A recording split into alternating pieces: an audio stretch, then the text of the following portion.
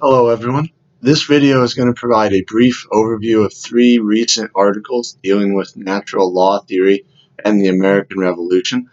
First up is Robert Barker's Natural Law and the United States Constitution, published in 2012. Barker starts off by citing the Declaration of Independence and arguing that there can be no doubt that the founders based the nation's independence on natural law, and then he changes his main focus to the Constitution with the thesis that several important characteristics of the Constitution, indeed its most important characteristics, are clear and admirable applications of natural law. He argues that the founders had a classical view of natural law in which they declared that God is the author and source of the natural law and that human reason is the way that men comprehend God's laws, and then argues that the most influential founders at the Constitutional Convention applied natural law in their work, citing works by James Madison, Alexander Hamilton, James Wilson, George Washington, and John Adams as examples. Then he shows how natural law theory is shown in the Constitution through, one, the establishment of limited government with our three branches of power and system of checks and balances; two, the establishment and recognition of subsidiarity, new legal term for me today, that the government should only perform tasks that cannot be better performed by private associations, families, individuals, and the government should have the least amount of intervention in people's lives possible. Third point of natural law in the Constitution is the guaranteeing of traditional rights, and this is shown by the addition of the Bill of Rights to the Constitution, which was designed to protect the people from government oppression.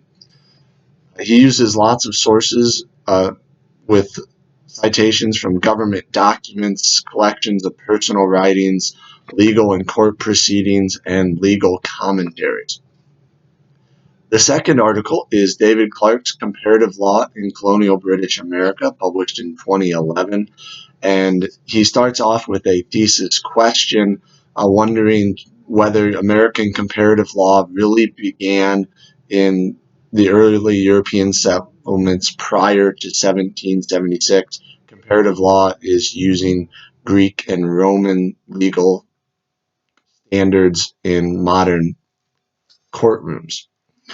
And he puts a very important note that a key avenue, a way for Greek and Roman legal standards to apply in the Americas would have been provided by natural law theory and the law of nations, which is connected.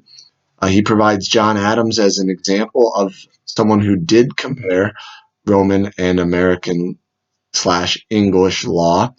Cites Adams 1765, a dissertation on the canon and feudal law, which made a lot of connections with universal natural law principles, argues that Adams made classical comparisons in court cases, and used natural law and Roman citations in his arguments against British government.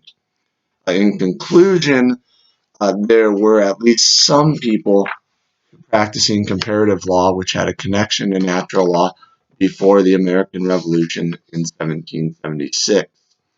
A lot of sources from treatises on law, complex philosophical treatises, legal proceedings and court records, and again, government documents.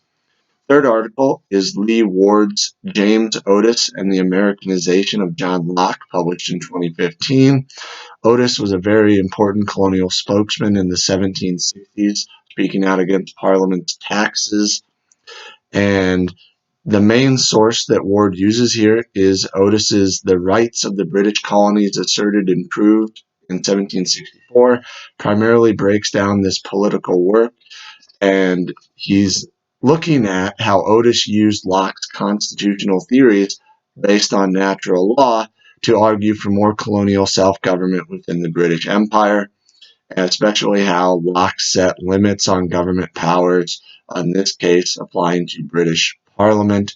And so his other main sources are Locke's political treatises as he applies natural law to Otis. And so here are three examples of guys who are looking into natural law and how this applies in the American Revolution. Thank you.